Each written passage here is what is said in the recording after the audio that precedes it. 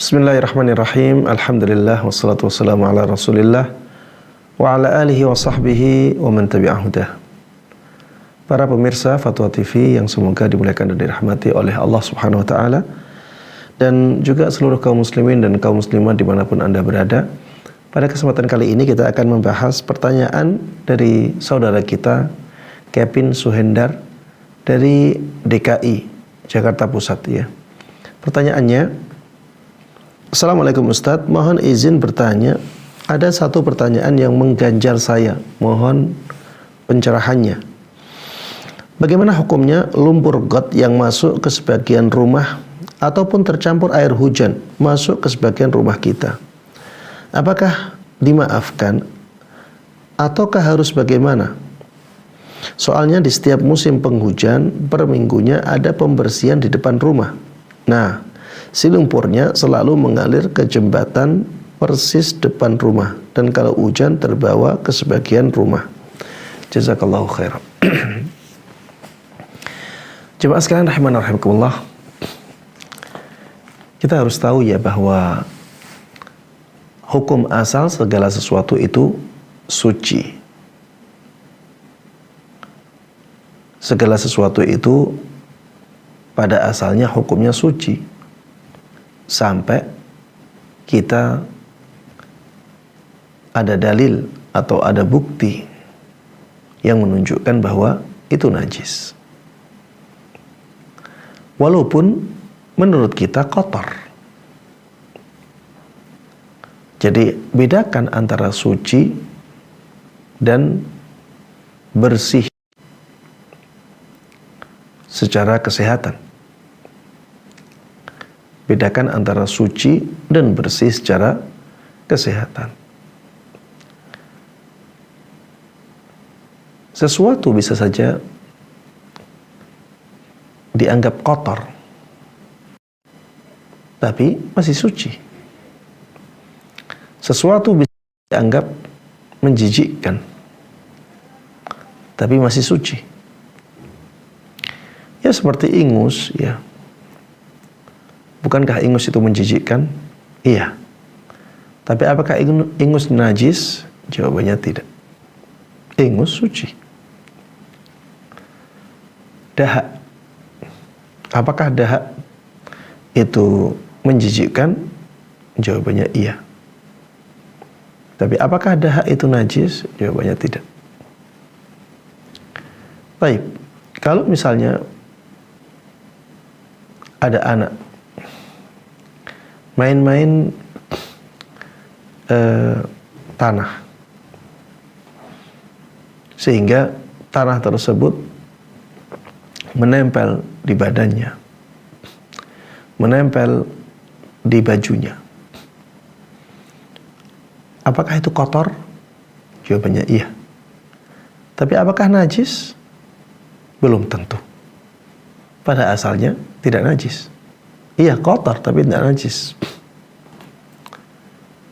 Maka bedakan antara najis dengan bersih secara kesehatan. Najis itu harus ada bukti yang menunjukkan kenajisannya. Ada dalil yang menunjukkan kenajisannya. Kalau ada sesuatu yang tidak ada dalil yang menunjukkan kenajisannya, maka kita harus katakan itu suci. Bagaimana dengan got? Apakah got itu najis ataukah suci? Yang jelas, ya, air yang ada di got itu air yang kotor dan menjijikkan. Pada air seperti itu. Kecuali kalau gotnya bersih, ya beda lagi. Tapi kalau kebanyakan got, ya seperti itu. Maka ya kita lihat apakah kotornya itu kotor yang najis ataukah tidak. Kalau misalnya kotornya bukan kotor yang najis, maka kita katakan dia tidak najis. Kalau kotornya itu kotor yang najis, ya kita katakan najis. Ustaz, bagaimana kita tidak tahu? Kita tidak tahu apakah najis ataukah tidak. Kalau kita tidak tahu, maka kita kembalikan ke hukum asal. Apa hukum asalnya? Ya suci. Ustadz, kotor, ya kembali ke tadi. Tidak semua yang kotor itu najis. Ustadz, menjijikkan, ya tadi. Tidak semua yang menjijikkan itu najis. Maka jamaah sekalian rahimana rahimakumullah, kalau pertanyaannya apakah air got itu najis, jawabannya pada asalnya tidak. Sampai kita tahu ya bahwa kotornya got itu karena najis. Kalau kita tidak tahu, kembali ke hukum asal. Sehingga apa yang disampaikan di sini menjadi tidak ada masalah sama sekali. Kecuali kalau kita tahu bahwa ya got yang sampai ke halaman, ya sampai ke rumah kita itu memang yang karena ada najisnya. Kemudian yang berkaitan dengan hujan, ya tadi disebutkan bahwa kalau musim hujan lumpurnya sampai ke rumah. Ya kalau sudah menjadi air hujan, ya jelas ya tidak ada masalah sama sekali. Air hujan itu air yang banyak. Air hujan itu air yang banyak. Walaupun kotor, ya memang kotor. Tapi kalau dari sisi najis dan tidaknya, maka air hujan itu tidak najis. Air banjir, ya kelihatan kotor, iya. Tapi itu tidak dianggap sebagai air yang najis karena saking banyaknya. Ya seperti air laut, saking banyaknya ya menjadi air yang suci.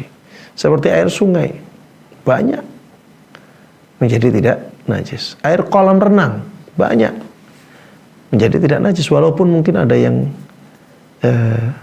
buang air kecil di sana. Tapi ya kalah dengan jumlah air bersih yang sangat banyak itu, sehingga dihukumi sebagai air yang bersih. Demikian jemaah sekalian rahimana rahimakumullah yang bisa ana sampaikan, mudah-mudahan bermanfaat dan Allah berkahi. Amin amin ya rabbal alamin. Wa sallallahu wa baraka ala nabiyina Muhammadin wa ala alihi wa sahbihi wa man tabi'ahum bi ihsanin ila yaumiddin. Alhamdulillahirabbil alamin.